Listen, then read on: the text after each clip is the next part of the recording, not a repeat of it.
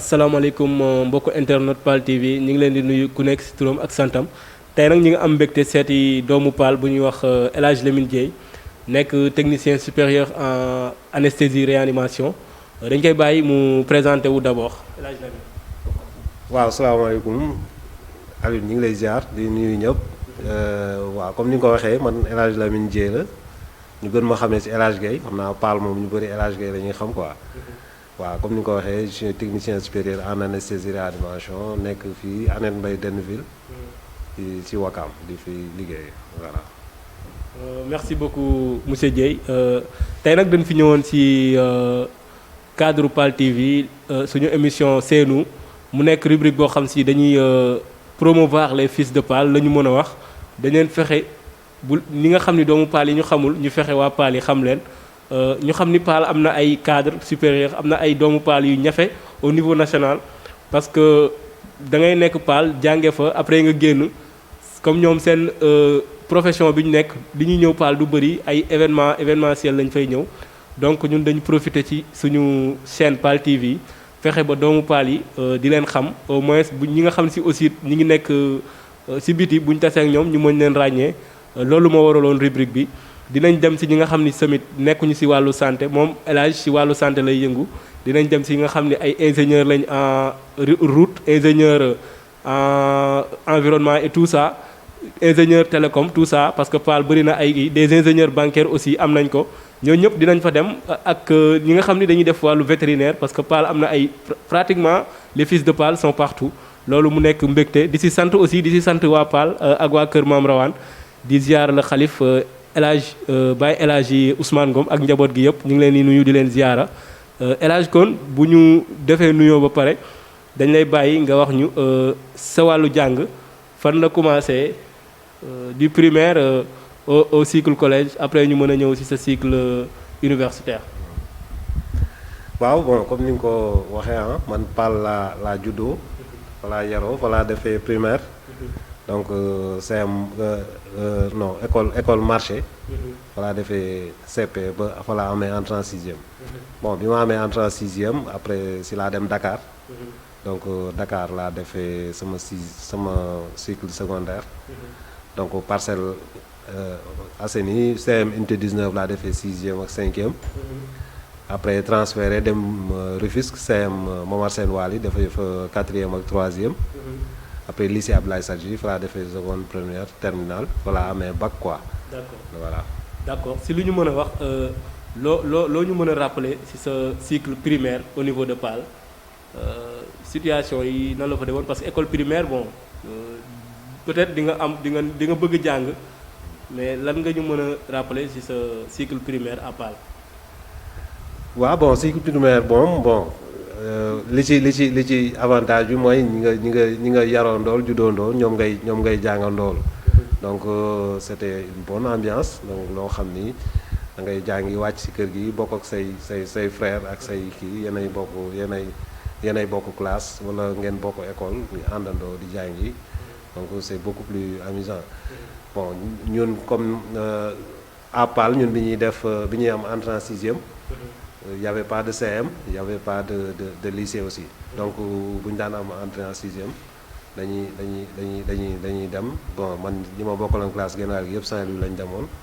mais man man Dakar laa defee sama cycle secondaire quoi. d'accord voilà donc. ok Dakar nga jàngee def fi cycle secondaire situation bi nan la demoon parce que jóge Paal dem ci biti parce que. ñu jóge woon Paal bari na ñoo xam si génnoon nañ Paal dem jàngi seen jàng ak àggul situation yi ñu doon jànkoonteel la du question seen ñàkk bëgg jàng wala ñàkk mën jàng yow yan situation nga doon jànkoonteel ba surmonté nga ko ba agsi fii tey loo ñu si mën a wax si parce que ñu Dakar aussi am na ñoom si Saint-Louis lañ dem Saint-Louis yombul Dakar yombul fenn yombul lañ ngeen si mën a wax si changement de lieu boobu noonu. waaw bon loolu moom c'est comme ni nga ko waxee c'est pas évident quoi donc. boo amee sa entrée en sixième bon da ngay nekk xale ba tey. nga war a génn sori say parents sori say mbokk. dem pour dem jàngi c'est pas très évident. mais ñun moom on n'a pas eu ce problème parce que ñun Dakar kër gi ñu nekkoon c'était notre cousin boo xam ni vraiment suñu kii la quoi on n'a pas eu ce genre de problème mais comme ni nga ko waxee ah c'était pas évident ñu bëri Saint-Louis lañ daan dem te c'était daawul yomb daal parce que jóge sa kër déjà yombul. Le plus souvent bu fekkee kër jàmbur nga nekk aussi c'est pas très évident même bu fekkee ñooñu aussi ils sont coopérants. Mais en tout cas ñun moom amuñu woon problème boobu parce que dañu kii rek suñu kër grand lañ demoon. Et puis daan nañ fa dem vacances bien avant loolu quoi donc l'adaptation n'a pas été facile surtout peut-être xanaa ci côté parents yi ngay soreek yooyu rek mais su dul loolu moom. ça va quoi voilà c'est bon. D'accord si wàllu woowu nee nga sa wàllu SEM Parcelles Assainies unité 19. SEM Parcelles Assainies unité 19 nga nekkoon. bi nga jógee foofu ban lycée nga jaar ak yan kii nga fa fekk situation nga fa fekk. waaw mooy comme ni ñu ko xamee ah Paal boo fa daan am entrée en sixième soit Saint-Louis lañ lay orienté donc man déjà bi may dem CM unité 19. J'ai accusé un peu de retard parce qu'il fallait changer le transfert jëlee ko Saint-Louis indi ko Dakar donc c'était pas évident donc j'ai eu un peu de retard. Mais bon après ça ne nous a pas empêché quand même d'être très bien à l'école. Bon def li ñu war a def quoi donc. On a été toujours on a été toujours performant en tout cas. waaw donc c'était pas évident boo jógee village xam nga rek ñëw. waaw si booy taw di quoi yow nga waaw mais bon on a su quand même waaw ñafe. def li ñu war a def bon ba jógee fa dem Rufisque aussi c'était beaucoup plus compliqué quoi mais bon c'était pas parce que je me rappelle bi may jógee. Bon parcelle 6e ak 5e laa fa def. nga dem Rufisque war fa def 4e temps yooyu bloc scientifique yi je ne sais pas boo xam mi ngi am ba léegi bloc scientifique yi moo amoon. Donc on prenait les meilleurs élèves en maths et pour yóbbu leen ñu def bloc scientifique. Donc man bi may ñëw fekk naa ñu def orientation yi ba pare parce que transfert laa woon. Donc c'était pas évident ma dem bloc scientifique. Même su fekkee j'avais de très bonnes notes en maths. Donc il a fallu que benn camarade de classe boo xam ne bëggul woon def bloc scientifique mu désister ni bëggul def bloc scientifique loolu moo tax bon c'est par chance quoi ma jël place am. looloo tax ma dem bloc scientifique c'est toujours un ami d'ailleurs Khalifa ñi ngi déggante quoi voilà. Donc bon après on a fait la série scientifique quoi. D'accord, c'est ça. Et suite à la sélection sur ce bloc scientifique, comment ça s'est passé durant toutes les vous direz vous avez fait des évaluations, les matières que on vous a évalué vos capacités pour pouvoir intégrer ce bloc. waaw bon Rufisque moom xam nga comme ni nga ko waxee dëkku jàng la quoi et puis y a d'anciens cadres yoo xam ni boo demee ci CM yi ak si kii yi da ngay gis l'association des anciens cadres affaires yooyu organiser ay kii bon académie bu Rufisque même cette année là bi ñuy def 4e l'académie de Rufisque a organisé benn concours maths boo xam ni c'était tous les CM de Rufisque quoi bon yàlla def na année boobu moom j'étais le premier mais bon ñu ngi doon góorgóorlu daal matière scientifique yi. Donc on peut dire que El Hadj fut un génie mathématique ou bien. waaw non daan nañ ci góorgóorlu daal daan nañ ci góorgóorlu bon mais comme ni ma ko waxee rek c'était pas parce que ñun Thiaré Azur lañ dëkkoon quoi. D'accord bon dañ daan xëy chaque jour di jàng ci Rufisque. donc dañ daan voilà dañ daan jógee Thiaré Azur pour ñëw Rufisque. waaw mais terewul daan nañu góorgóorlu daal di def li ñu war a def quoi. D'accord. Voilà.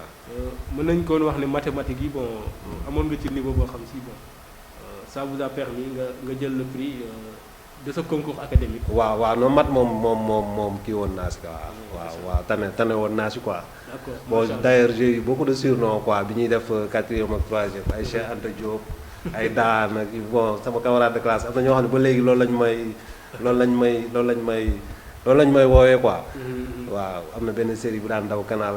mooy série extraterrestre yooyu noonu. D'accord tuddoon Daan am na si ñoo xam ne loolu lañ ma daan woowee donc daan naa si taxale quoi. Ah macha Allah. D'ailleurs sama prof maths bi moo yoroon 3e bu ñu dajee bon daf may laaj mais affaire bu ma ko laajee bu ma ko waxee fi ma nekk nii bon daf ko xeeb trop quoi da ngay gis di bon. d'accord waaw ku baax la dafa baax rek. mais nit moom mooy loolu. mais waaw da ngay xam ni kii bon mooy loolu quoi mais daan nañ ci taqale daal. tu te voyais plus loin quoi. voilà c'est ça quoi mais bon nit moom ku nekk. oui c'est destin quoi voilà c'est ça loolu la. là aussi bon nous ne pouvons pas passer pour faire une dédicace au professeur au éminent professeur mathématicien Mary Teuw Niane qui est aussi un scientifique de renommée une fierté de l'Afrique et de la région de Saint-Louis particulièrement. Là aussi on ne pouvait pas passer sans penser à lui. Parce que les mathématiques bon de passage aussi bon il y a un autre un gars bon qui fut gars mathématique bon qui est un entrepreneur un fils de Pâle. Il fut un brillant mathématique aujourd'hui il est ingénieur. Là aussi bon lan moo nekkoon sa secret parce que gis nañ aussi élèves yi du ñëpp ñoo bëgg mat lan moo nekkoon sa secret loo mën a partager élèves yi les exercices tout ça ba mu permettre nga am ci niveau boobu quoi. waaw non les maths moom je pense que exercice la comme ni nga ko wax il faut s'exercer quoi parce que da nga koy bëgg d'abord. tout ça waaw je pense que comme ni ñu koy wax suñu koy diaboliser et tout. je pense que c'est pas diable hein. il faut juste s'exercer. waaw parce que les matières scientifiques bon comme ni ñu ko xamee y a beaucoup d'avantages quoi. waaw y a beaucoup d'avantages. Il y a plus d'avantages. Voilà parce que voilà mën nga si tu es scientifique mën nga tu peux aussi être littéraire. Tout à fait. Alors que tu ne peux pas être tu peux être littéraire sans pour autant être scientifique quoi donc. Tu peux être scientifique voilà pour être un littéraire. Voilà mais c'est pas ça. être un littéraire et être un scientifique. Voilà c'est ça. Là donc, bon c'est ça l'avantage quoi. Oui c'est ça nous les bi nga jógee foofu ENDS après la formation bon ñaata at la formation bi duré après bon yan structure lañ la affecté. Bah, la formation a duré 3 ans. Donc ñun ñu ngi génn en 2008. 2008 lañu génn quoi. ñu génnee bon y avait bon xam nga anesthésie réanimation moom ñun déjà bëriwuñu quoi. y a pas beaucoup de kii te ça manque quoi am nañu structure yu bëri hôpitaux yu bëri yu ko soxla nii.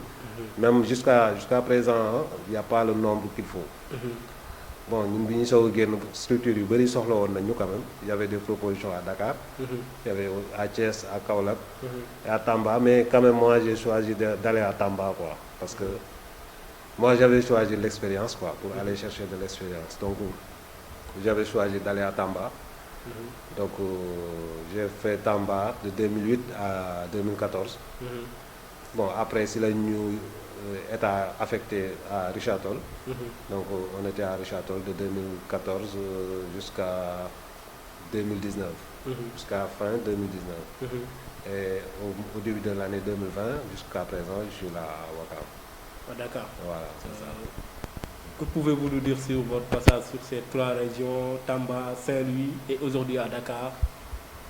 On a gagné beaucoup d'expérience. Oui, un long chemin, mais quand même avec beaucoup d'expérience, avec des cultures différentes. Tout à fait. Hein? C'est quand même passionnant hein, parce que on va découvrir beaucoup d'autres choses, hein? Beaucoup d'autres réalités. En tout cas, ça nous a permis d'apprendre beaucoup de choses sur le plan social, sur le plan professionnel, sur le plan tout à fait. Mental aussi. Surtout, voilà, ça nous a beaucoup. Ça vous renforce quoi. Voilà, ça nous a beaucoup forgé parce qu'on a quand même traversé des moments difficiles quand même. Tout à fait. Mais c'est quand même essentiel parce qu'il faut se forger quoi. C'est le métier qui l'exige aussi. Voilà, c'est ça quoi, c'est ça. Donc si côté boobu tamit ñuy ñaax yeneen ndaw yi nga xam ni ñu ngi liggéey. Parce que ñu ci bëri dañuy bëgg nekk Dakar bon beaucoup de gens veulent rester à Dakar que ce soit en médecine en éducation dans le domaine de l'éducation. Mais bon comme li nga wax expérience bi da ci baax ndaw ñi nañu bàyyi loolu expérience bi dina la permettre nga gën a fonk gën a xam li ngay def tamit. loolu am na solo. ñi ngi seen rubrique seenu PAL TV. Aujourd'hui ñi ngi ci benn contexte. mu nekk contexte bu délicat contexte pandémie bi bon ñun au niveau de PAL bon heureusement amuñu fa cas. Mais lan nga war a mën a wax marché PAL bi ñi fa nekk parce que gis nañ aussi y avait un comité. Ils ont fait un travail remarquable avec le comité de santé. Parce que dinañ ñëw ci wàllu centre de santé bi wax ci wàllu ci développement sanitaire au niveau de PAL. bu ñu waxee ci wàllu Covid bi ba pare quoi. waaw non Covid bi moom comme ni ñu ko xamee ah ñëpp la jaaxal. Et puis nekk na comme ni ñu ko xamee pandémie boo xam ni bon on cherche toujours quoi. On cherche toujours et puis nekk na affaire boo xam ni dafa gaaw ci transmission. ba pare comme variant bi ñu mujj am nii. c'est beaucoup plus fatal donc li ñu ci mën a wax rek mooy nit ñi ñu gën a farlu gën a respecter les mesures barrières. Bon su dee côté vaccin bi moom bon c'est la communication man pour man vaccin bi lu tax nit ñi jëluñu ko rek communication bi moo kiiwul te loolu aussi on pouvait s'y attendre parce que nekk na affaire boo xam ni bon vaccin bi il faut ñu trouver que coûte que coûte alors que on ne respecte pas beaucoup les délais c'est ce qui amène que bu vaccin génnee rek quelque temps ñu ni vaccin bi ndekete lii ak lii mais quand même mënuñu toog di respecter les délais pour trouver un vaccin pendant que le virus est en train de tuer donc je pense que vaccin yi am na si ñoo xam ne am nañ ay effets secondaires mais man je pense que jël vaccin am ay effets secondaires moo gën nga jël Covid ba pare waaw yàlla tere mu yóbbu la quoi donc je pense qu'il faut peser le pour et le contre rek après pour kii donc li ñu ci mën a wax daal mooy nit ñi ñu fagaru gën a farlu surtout respecter suñu mag yi ñu leen di protéger bu ñu yegsee ci kër gi balaa ñu leen di laal ak yooyu xam nga ñun moom suñu société voilà suñu société moom mënul ñàkk waaw affection beeg yooyu noonu mais balaa ñu def dara ñu dem raxasu ba pare ñu takk masque yi respecter les mesures barrières quoi pour protéger surtout xëy na même variant bi sax day rey ay xale donc xëy na si taux de mortalité bi si xale yi la gën a moyen kiiwee mais quand même ñu bàyyi si xel suñu mag yi nekk si kër yi quoi parce que vraiment si ñoom la gën a délicat. Oui, c'est un message très important de monsieur El Hadj Lamine Gueye ñu gën a bàyyi xel les gestes barrières bàyyi xel suñu mag ñi aussi xale yi tamit ñu xam ni delta variant bi aussi ça tue muy mag muy ndaw. vaccin yi aussi comme ni nga si wax rek képp koo xam si am nga foo mën a vacciner demal nga vacciner wu comme ni nga ko waxee comme ni ko docteur Seydi waxee dem vacciner wu avec moins de risque moo gën nga am Covid avec plus de risque. Ça c'est une question d'intelligence. xam nga nit tamit da ngay xalaat quoi. loolu la kon ñu àggale suñu waxtaan monsieur Dieye ci côté boobu parce que gis nañ ni njàng mi instant bii nii bëri na ay gàllankoor au niveau de Paal le lycée de Paal un lycée de nom dañuy jànkonteeg ay jafe-jafe mais teewul xale yi ndongo yi ñi ngi ñafe pour am ay distinction parce que ren gis nañ Miss mathématique bi gagné nañ ko au niveau du département mu nekk lu ñu rafetlu parce que le cercle des enseignants sax defoon nañ fa benn journée d'excellence je veux dire mu nekkoon loo xam si lu am solo la gën a ñaaxaat xale yi pour ñu jàng yow ci wàllu njàng mi lan ngay wax xale yi parce que gis nañ résultat bac bi aussi conditions yi matewu fa mais lan ngay wax xale yi parce que yéen tamit seen temps c'était plus difficile te vous êtes devenus aujourd'hui des références lan ngeen di wax xale yi pour ñu mën a roy si yéen ba mën a àgg à un niveau quoi. waaw déjà man résultat bac yi maa ngi koy xool sànq rek ci Facebook bi mais bon Paal daan nañu gën a kii parce que maa ngi gis ay waa lycée raw moom dañuy nekk ci kaw quoi mais di wax xale yi rek ñu gën a góorgóorlu parce que ñoom li ñu am ñun amuñu ko woon parce que ñoom par exemple seen si ñoom université rek mooy tax ñu génn Paal loolu baax na de c'est-à-dire que c'était plus difficile pour nous donc di leen wax ni ñoom ils sont dans les conditions pour apprendre parce que boo amee ñun dañ daan am entrée en sixième rek génn ñoom dañuy am entrée en sixième toog def seen cycle ba mu jeex am BFM continuer ba am bac donc je pense qu'ils sont dans les conditions li si des rek mooy ñu gën a góorgóorlu quoi et puis ñu gën a farlu si li ñuy def rek gën a di leen gën a ñaax rek quoi waaw parce que Paal moom résultats yi daan na gën a baax voilà daan na gën a baax mais terewul aussi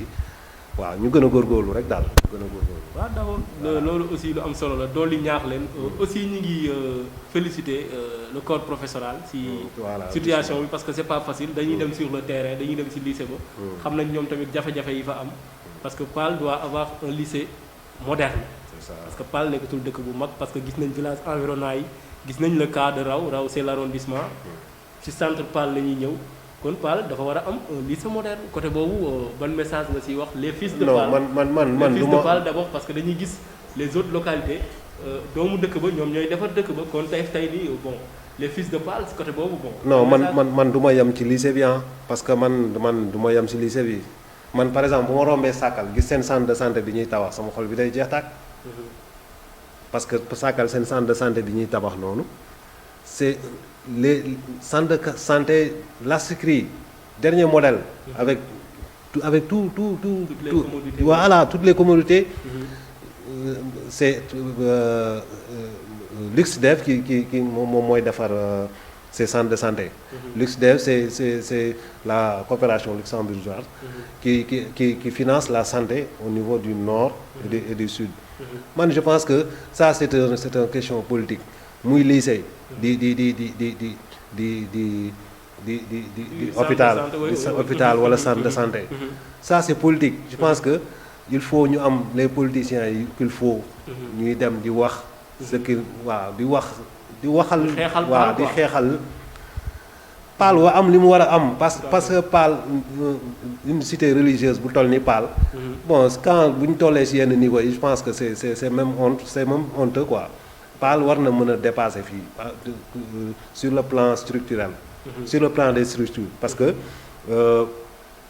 bu ñu naan Paal lycée bi ay ñuy dolli par classe ce n'est même pas les lycées modernes waaw c'est pas normal Paal dafa war a am un lycée digne de son nom avec tout ce qu'il faut am un centre de santé qu'il faut am benn stade wala je sais pas pour la jeunesse parce que ñun nekkoon nañ fa di kii mais peut-être ñun fi ñu tolloon ba léegi peut-être fa lañ toll bon di dem di football ci biir lycée bi ça c'est pas Paal war na mën a dépasser loolu je pense que les politiques daal bon war nañu mën a góorgóorlu ci côté boobu. Tout à fait. Voilà. Monsieur Dieye, tu as parfaitement raison. On ne se cache pas, on ne se voile pas la face. Nous sommes fiers de notre localité. Paal la ñu juddoo fa la ñu yaroo mais jusqu'à présent il n'y a pas un changement. Il faut un changement sur le plan des infrastructures. C'est vrai, nous remercions Plan par ces infrastructures, mais un lycée moderne. Sur le domaine que vous exercez, la santé, de passage ñu ngi nuyu professeur Thiam et tous les autres médecins. Voilà, di si profiter aussi di féliciter je pense que il faut aussi nga dem foofu parce que c'est très très important le professeur Pape Moussa Seck. Docteur Seck. Maintenant il est professeur agrégé en hématologie. Je pense que ça c'est yooyu ay fierté la yoo xam ne dañ leen war di. waaw di leen waaw professeur Sidibé. voilà professeur Bathily waaw moom bon waa Paal la parce que. Tout à fait waaw il a fait toute son enfance là-bas. Je pense que ñooñu maa ngi ciy profité di leen féliciter. bon comme ni mu ko waxee les séries scientifiques am nañ solo bu am solo léegi lan moo nekkoon sa secret comme ni nga ko waxee pour les mathématiques. waaw non comme ni ma ko waxee léegi rek les mathématiques moom y a pas de secret il faut s'exercer rek. waaw il faut beaucoup s'exercer et puis nga bëgg ko quoi. bëgg bi aussi da ci am solo parce que looy def aussi da nga ciy boole fulla quoi. mais amul y a pas un secret parce que il faut s'exercer boo looy exercer wu rek bu yàggee nga mën ko quoi. D'accord, moi je me rappelle du théorème de Thalès avec gars yi bu ñu doon toj bon. si c'était pas bien en maths mais quand même bon j'aimais les mathématiques parce que bon bu la ay mathématiciens bon mes amis de passage je les salue. Pape Aline Fall Djibril Niang Cheikhouna Diagne bon ils étaient de brillants mathématiciens. ayoon nañ ci bon suñu prof mathématique bi ñu yoroon Diop Sène il était de Gandiol. lu ne lañu daan wax mais quand même bon bëggoon nañ ñu ay mat mais bon man moom dama ñàkkoon chance ma ak sama yeneen gars yi. mais mathématique bon bëgg nañ ko parce que y a de très bonnes formules. qui te permet de savoir beaucoup de choses. la science exacte quoi. voilà di ñuy wax suñu frères yi nekk au niveau du lycée de Paal et les lycées du département. ñu référé wu ci gars yi ku ci mel ne El Hadj Gaye comme ni mu ko waxee. ñëw na gagné le prix à Rufisque du meilleur mathématicien le monsieur Gaye aussi monsieur Babacar Gaye le directeur de Hydroconcept ay moromam tuddee woon ko Gaye mathématicien ak d'autres yi nga xam si doon nañ ñafe ci mathématique ba am ci yenn kii yi quoi je dirais remarques yi côté boobu élèves yi bon bu leen ci kenn nax mu que ce soit les mathématiques les physique chimie SVT sciences de la vie de la terre faut bosser dur s'exercer et beaucoup lire aussi. Côté boobu aussi am nañ projet bu ñu war a lancer d'ici peu à Paal pour la lecture parce que aussi gis nañ jeunes yi ñu si bëri cette génération lecture nekkatul seen kii lu si ëpp réseaux sociaux yi la ñuy topp. Ils prennent pas le temps de lire te lecture moom moo lay may base loolu lépp parce que il faut avoir un bon niveau en français parce que les cours se font en français il faut avoir un bon niveau en français pour au moins nga mën a am un niveau de compréhension côté boobu après dinañ si gën a xuusaat incha allah monsieur Dieye bi nga jógee au lycée Abdoulaye Sadji am sa bac ban université lañ la orienté ak ban faculté. waaw non man bi ma amee bac bon faculté des sciences économiques et de gestion de l'université Cheikh Anta Diop foofu la ñu ma orienté quoi. waaw parce que j'ai pas eu les notes bon j'ai pas voulu je voulais faire médecine mais au bac moom dama daanu j'avais pas de très bonnes notes de notes excellentes quoi. waaw si bac bi donc du coup mënu ma woon dem. fac médecine. Et je ne voulais pas du tout faire la fac sciences parce que bon ñu ma doon expliquer donc j'ai choisi parmi mes choix j'ai mis parce que bu njëkk choix la woon quoi. bu njëkk da ngay choisir fac bi nga bëgg a dem. donc j'ai choisi la faculté des sciences économiques et de gestion. donc foofu lañ ma orienté quoi. ok bon bu ñu ma orienté foofu après ma def première année def deuxième année après. si laa def concours école nationale de développement sanitaire et social. ENDS bi nekk si wetu université bi. donc année bi may def deuxième année noonu si laa defaale concours bi ma jàll concours ENDS en même temps jàllaale fële pour def licence aussi Sciences Éco. option analyse politique économique quoi. bon après bon si année bi j'ai essayé de cumuler les deux quoi. mais bon après cours yi dafa bëri. te comme ni ñu ko xamee c'est deux domaines diamétralement opposés quoi donc il fallait faire un choix quoi. Et donc j'ai choisi bon ma passion. waaw parce que c'est une passion boo xam ne bëggoon naa ko def bu yàgg. bon ma choisir kii bon ma suspendre bon ba léegi nag chaque jour ma ni damay reprendre sama licence pour def maîtrise ak yooyu mais bon c'est pas évident quoi. mais j'ai suspendu les cours de Sciences Éco en faveur des cours pour être technicien supérieur en anesthésie et animation. Voilà.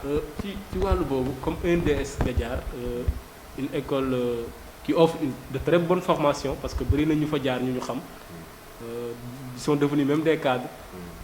formation boobu nga fa def tey fii nga toll nii tey lan nga ñu si mën a wax ci formation boobu anesthésie réanimation li ngeen fi formation bi lan nga ñu si mën a wax d'abord quoi. waaw d'abord ENDS. Bon, sur le côté technicien supérieur, il y a 8 filières. Il y a technicien supérieur, il y a odontologie, il y a ophtalmologie, il y a biologie, il y a néphrologie, etc. quoi. Il y a administration, enseignement administration. Il y a 8 filières. Bon, en ce qui concerne anesthésie réanimation, boobu laay gën a mën a wax quoi parce que boobu laa xam. Ce que je peux dire mooy c'est un métier boo xam ne c'est très très stressant. En tout cas nekkul. yombul quoi non yombul parce que c'est quand même stressant. nekkul loo xam ni c'est évident parce que comme ni ñu ko xamee métier boo xam ni da ngay nelawal bu ñuy opérer yaay nelawal maladie bu ñu paree nga yee leen bon loolu quand même c'est quand même stressant quoi parce que waaw yàlla mooy maye quoi donc. C'est pas évident, des fois tu peux le faire, tu réussis, des fois tu peux le faire, mais ne pas réussir. Et comme nous l'avons dit, tu n'as pas le droit à l'erreur. Anesthésie, erreur, malade, ça paye quoi? Non, ça paye cash parce qu'on peut facilement